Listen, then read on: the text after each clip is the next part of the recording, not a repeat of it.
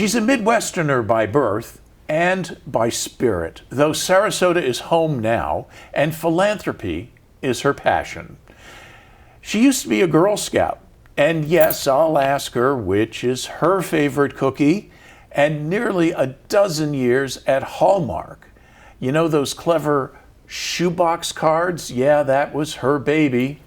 And for nearly a dozen years now, Roxie Jerde has been at the helm of one of the most successful nonprofits in Florida. As a matter of fact, I'm told the Community Foundation of Sarasota County is among the top 20 nonprofits in the state, and maybe even higher than that on the list. I'll ask her, because today she is here with me. Roxie, I am truly honored to have you here. You are one of the busiest people in Sarasota. Was anything inaccurate that I said? No, I was a Girl Scout, I'm a Midwesterner, and this is home now. So, and philanthropy is my passion. You got it. And what about Girl Scout cookies? Well, I'm trying to think of what the official name is, but I like that caramel. Oh, yeah. I don't know what the Caramel Delights or something like that. Yeah, they changed the name a couple of times. So I like the Thin Mints too, but I like that caramel chocolate thing. Yeah, they're pretty darn good. So we're going to get silly for a moment. Did you ever, do these words mean anything to you? I've got something in my pocket that belongs across my face. Do you know this song? No. It's actually the Brownie song. Is it? A Girl Scout song. I've got something in my pocket that belongs across my face. I keep it very close at hand in a most convenient place. I'm sure you wouldn't guess if you guessed a long, long while, so I'll take it out and put it on. It's a great big brownie smile. I have those. That's cute. So I didn't know if you knew that song or not. But I like it. I was an honorary brownie. There was a time when my mom was a brownie troop leader, and then my sister graduated from brownies to Girl Scouts, and I went along to the brownie meetings and then to the Girl Scout meetings. So, you know. Yeah, you know it all. I'm an honorary. As I mentioned in the introduction, you also worked at Hallmark in Kansas City. Home of Hallmark cards. Yeah. Great company. Family owned and still is privately held. And what a great city. Yes, Kansas, go Chiefs. I'm a Mahomes fan. So there you go. Yeah. Are you, did you think that Kansas City prepared you for Sarasota in any way? Because you left Hallmark and went on to do philanthropy. I found my way over to the Greater Kansas City Community Foundation when I was approached about coming here. And I was hesitant. I did not know where in Florida Sarasota was, which tells you, sounds like you, I didn't know where it was exactly. We're and a I had never well-kept been secret. here.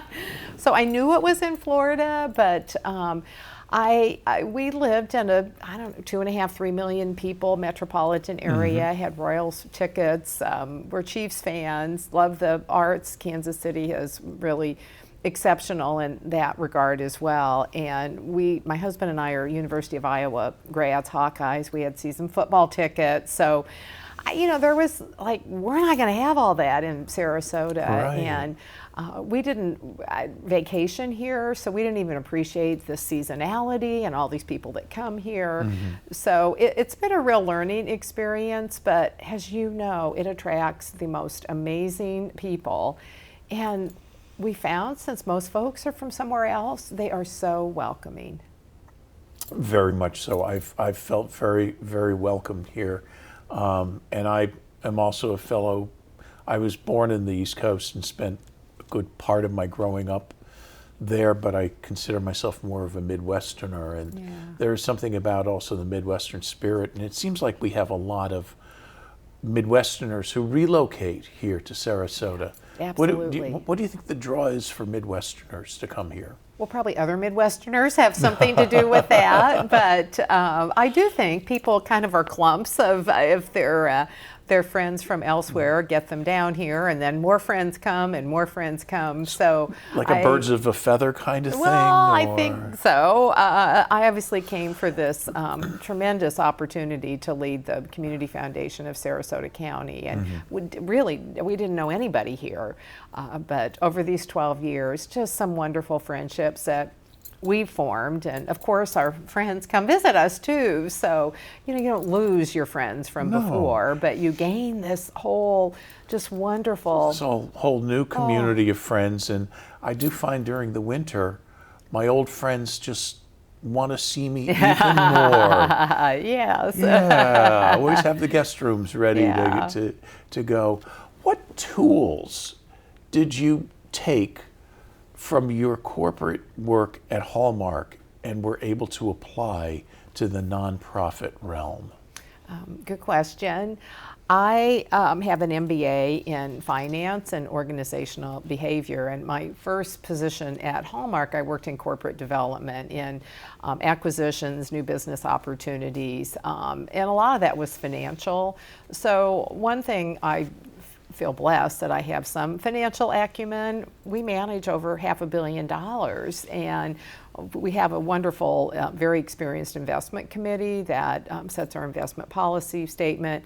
However, really having some understanding of financials and finance is important as part of the job of running this financial enterprise in some ways. So it's dollars for good, if you will, but we want to maximize that as well. So that aspect of my background, I think the first job I did have at Hallmark really did help prepare me to feel comfortable working with our investment committee and overseeing the finances that we have.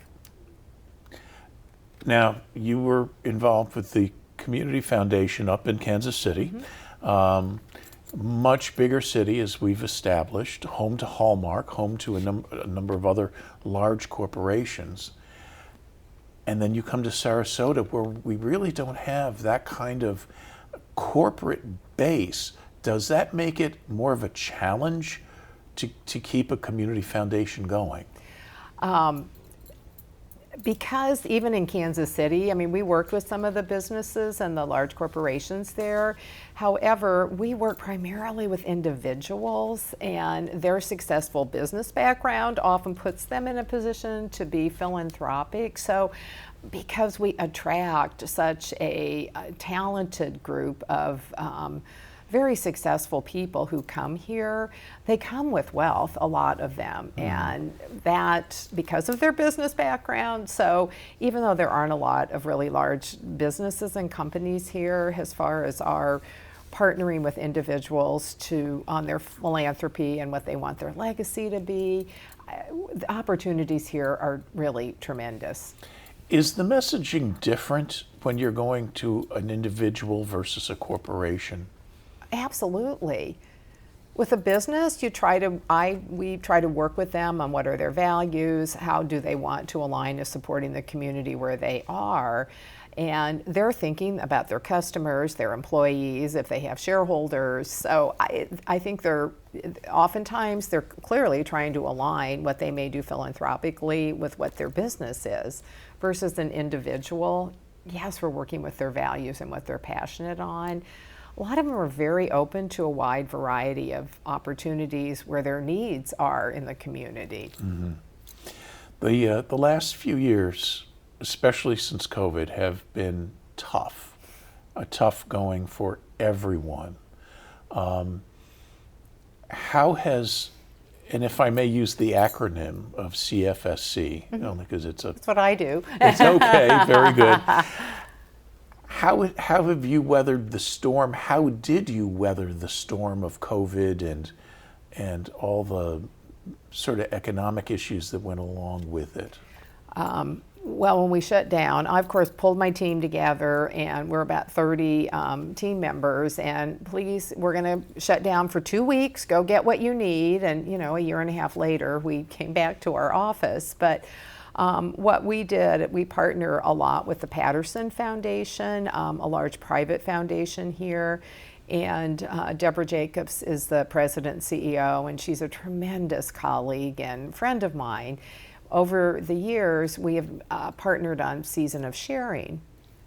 We do it through the holiday time in partnership with the Herald Tribune, and we raise money to keep people in their homes who are on the verge of homelessness. And we will pay rent, utilities, the car breaks down, you can't go to your job, we'll pay for a car repair. So there's limits. We work with a network of 50 plus human service agencies who determine the need, and then we immediately will get checks cut to the utility or the landlord, whoever.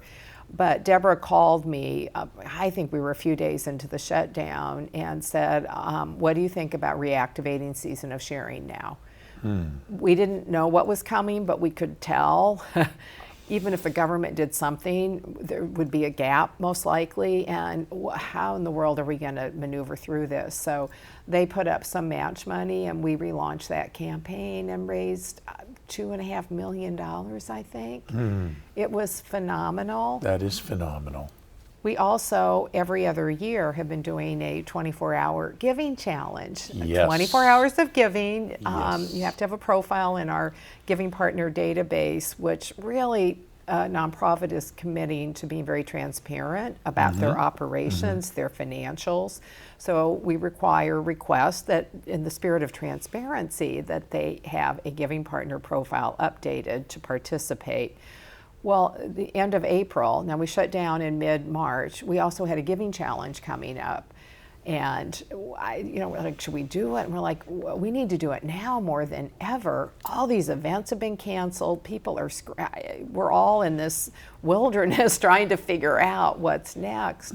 So we had our giving challenge then. Now we're raising money for Season of Sharing. Now I have a team that has gone remote. They were phenomenal on how they stepped up. I, to this day, am so grateful to work with who I work with, that we were able to successfully do all this, and we have a tremendous board.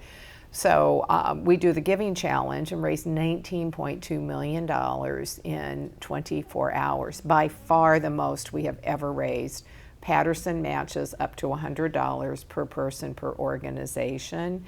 And guess who we have a leaderboard. It's very fun. It's very competitive. You're seeing who's at the top. But guess who was at the top of the leaderboard?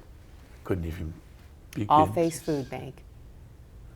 Really? People knew. They were seeing the lines of cars at food banks. Well, that makes perfect sense. That and All people Faiths. didn't know what to do. And the fact that the minimum donation is $25, they knew that would be matched up to this $100. The stories that we had during that giving challenge, we had a gentleman call. He'd lost his wife to COVID early in April, and he said, I have to honor her. Can you help me think through a way to do that?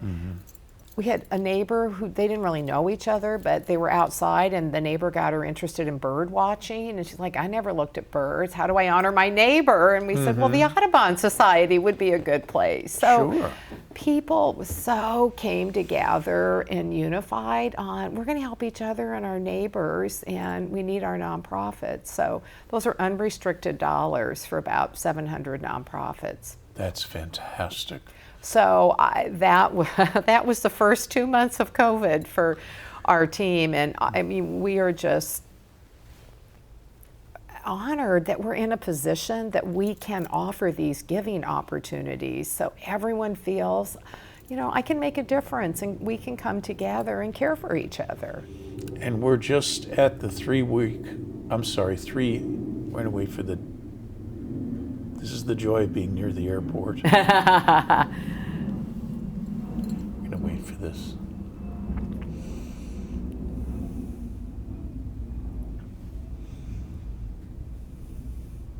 Sometimes I think that we should have an airplane set, just so it all. Let it pass a little more here.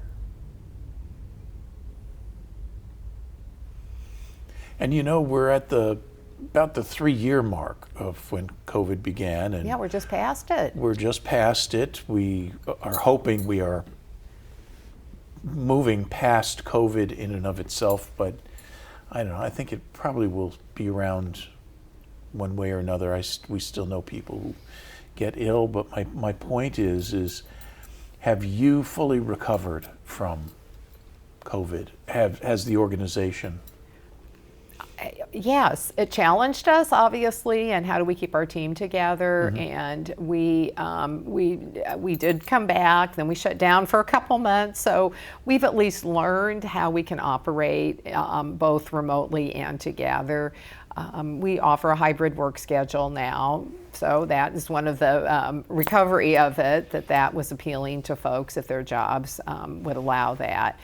But I feel good on how we got through it. I think our team felt very purposeful on what we are privileged to do to support the community and the opportunities that we had. So I feel like we came out of it even clearer on our purpose and what we have the opportunity to do to support our donors, our nonprofit community.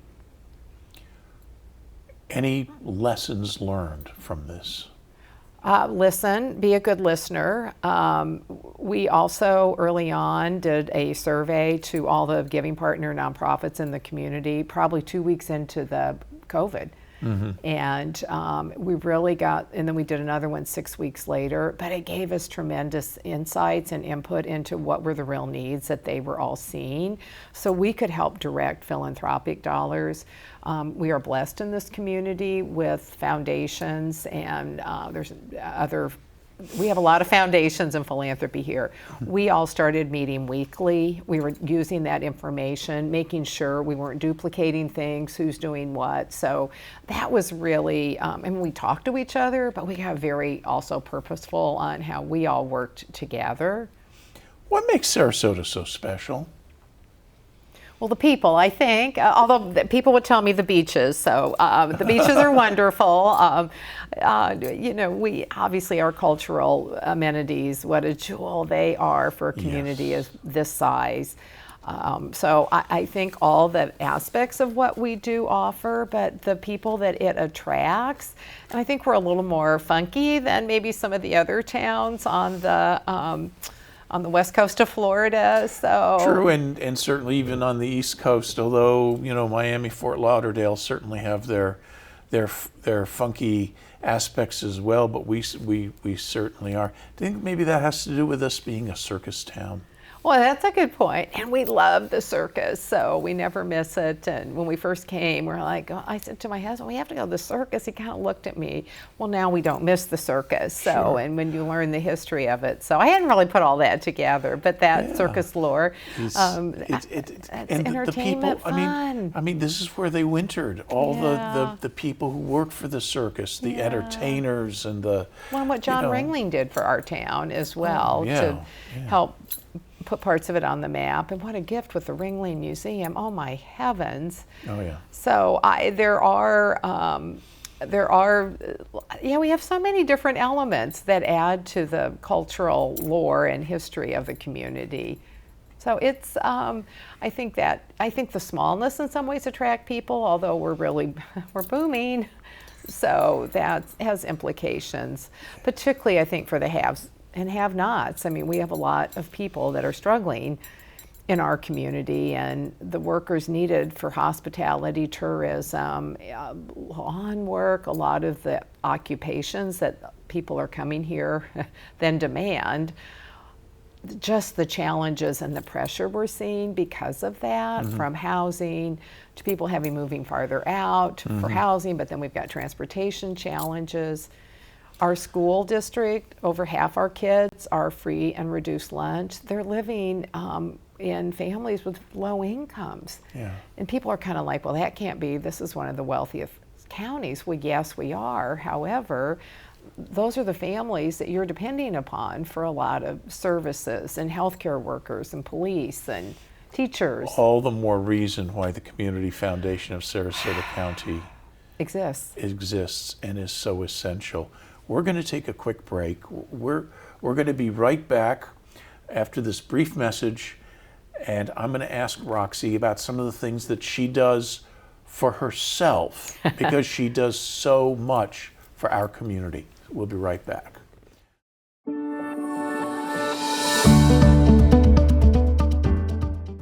This program is made possible through your support. please subscribe, follow, and like on these platforms. You can also support us by going to patreon.com/suncoastpeople. Thank you. And we're back with Roxie Jerde, the president and CEO of the Community Foundation of Sarasota County. And it is such a delight to have you here. You do so much. I always say all of us are smarter than one of us. So I am fortunate to be the president and CEO, but it truly is a team that does this effort. And a board. Nobody does this by themselves. I am a firm believer in collaboration. I'm a firm believer in the brain trust of individuals and coming together and having that meeting of minds. I just wanted to look at my notes here because we were right before the break. We were talking about how great the need is to help people, and you've been quoted in Sarasota Scene as saying one area where you think CFSC can do better is in understanding inequities. Does that ring a bell? Yes. You launched the Knowledge and Equity Department. And how is that going? Well, why we launched the department is we wanted to get the data and truly understand where do we have the greatest gaps, where are the disparities, how can we look at the data and really unpack that in terms of health, education, economics, and housing. So we are getting ready to launch what we're calling community indicators, and there's some indicators of a healthy, vibrant community. And we do have gaps with education, income, and the opportunity to look at that by means of race, ethnicity, gender, age. We want to understand where are those opportunities where we can hopefully work with our nonprofit partners. There may be policy decisions, advocacy, but how do we begin to truly, truly be in a community where everyone can thrive? It's essential. Yes. It's essential. So that was what was behind launching a department, and knowledge was chosen very intentionally. And then how do we work and understand the sectors, our nonprofit, human services, education, youth, our arts and culture. How do those sectors, let's understand that better in our community to bolster them so they're able to do their programs to the best that they can for the ultimate beneficiary, which is the community. Well, there's no doubt that you have been working very hard at this and other initiatives. And, I've got to ask, I've been working with your staff for a couple of months because your time is so valuable, and we'll keep this short. I was teasing you earlier, we'll be wrapped by midnight tonight, I promise. But in any case, what keeps you going? Because you've got so much going on. What keeps you going? Well, I love what I get to do, so that's very energizing to me. I thrive on all the people I get to meet. It's just, we've met for the first time. Yes. So the opportunities that I have. So particularly pre-COVID, it might be a day I'm reading first graders in a school, and then I'm meeting with someone who's moved here with a substantial wealth, and they're like, I want to invest in this community with some charitable dollars. How do I do that? So just and our nonprofit partners, and so for me that's energizing. I probably could sleep a little more, but my husband and I are big bicyclists. We do a bike ride across Iowa. It's called the Register's Annual Great Bike Ride Across Iowa. It's RAGBRAI for short. It's always the last week of July, and you ride from the Missouri to the Mississippi River. It is not a race, it's a ride. Right. So we do love living here to be able to bicycle all year round. And the Legacy Trail, now that it has come all the way downtown Sarasota, is really great to have other avenues. But I cycle a lot on the weekends. I'm a yogi. I do yoga and like to walk, and I read. And I've got my friends and pals, so I try to make sure I have that time as well. And I've been married almost 46 years, so making sure that husband time is there for this person that puts up with me for 46 years. Were you in elementary school when you married? No. So anyway, so I try to balance what's really important to me, and I think COVID helped all of us really solidify what are the things that are most important in your life between your friends. My family's extremely important to me, and making sure time with my family as well. So what about retirement?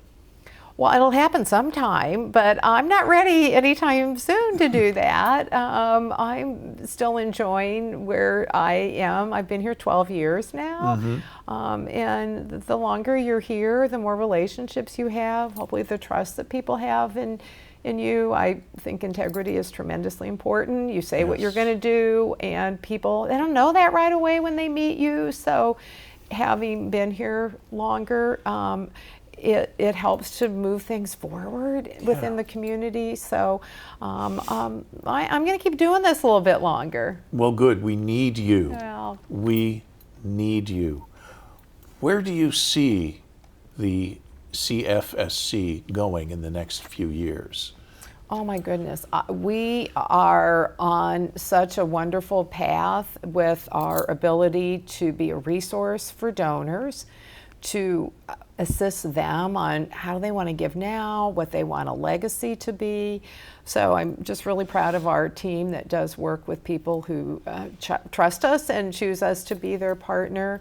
Our community impact team, we're fortunate to be stewarding people's bequests. We are launching a dyslexia learning initiative. A couple of the Strausses have left us their legacy estate to work on reading and dyslexia. Mm-hmm. We're on the cusp of doing some amazing work in that. So the next few years, we're going to be able to deepen the impact we have for children and families that have a child with dyslexia. For a decade now, we love to talk about our 2Gen work. We look at the lens of working with families, both intentionally with children. Let's get them reading at grade level. Yep. And their parents. How can we partner and go alongside of them with some, generally it's a lot of more education, be it a certificate, but how do they get to more financial stability and security while their children are also doing better in school as well? So we take that lens through what we're doing. Let's look at the whole family. Mm-hmm. And whether that's support for scholarships, we've helped fund summer learning academies. Our donors, the Hensons, piloted that. We got to meet with them and partner to expand that. Their wonderful idea. So I see us deepening all that work that we're doing. We also raised over $5 million for the Hurricane Recovery Fund in partnership with the Patterson Foundation. We're just beginning to deploy. This is for recovery, not the immediate response. So we will probably be doing that. How are we more resilient for the next time? And how are we working with people as needs reveal themselves much later than just the immediate needs? So that's on the horizon as we're just opening up our grant cycles with that as well. We got a few things going on. It sounds like it. It sounds like it. And so much more to do. And I know that, you know, so many people are grateful for the work that you do. Wow. What are you grateful for? I am so grateful that I have an opportunity to do this work. And we hope just seeing that lives are touched in a way that we are part of an organization that does that fills my heart with gratitude. I am just so grateful that people are so generous, they care, that they're trusting of our foundation and our great team, that we're making excellent use and we're getting results from what those dollars are doing. So So we talk about numbers, but I always say it's how people are impacted ultimately. Yes. It's the peopleness of what those dollars can accomplish, and how do you get the greatest result for that dollar? That's what is so vital. And that's what I'm grateful for. I'm grateful for you. Well, thank you. And I'm grateful well, I'm grateful that for you this took the- opportunity. Well, I would love to have you come back on if we can make our schedules work. Yeah. I'm already, the little hamster is running around on this wheel in my mind of other things for us to talk about and perhaps collaborate on. But Roxie Jerde, thank you. Continue doing you. the good work. Oh. And thank you for watching. Grateful for the support that you send along this way. I want to thank you for subscribing and liking, and remind you to please subscribe, like, and follow on these platforms you see down here. And if you're interested in emailing, whether it's a story idea, someone who we should be interviewing, send that email to info@suncoastpeople.com. In the meantime, I'm Robert Tim. Thanks for watching.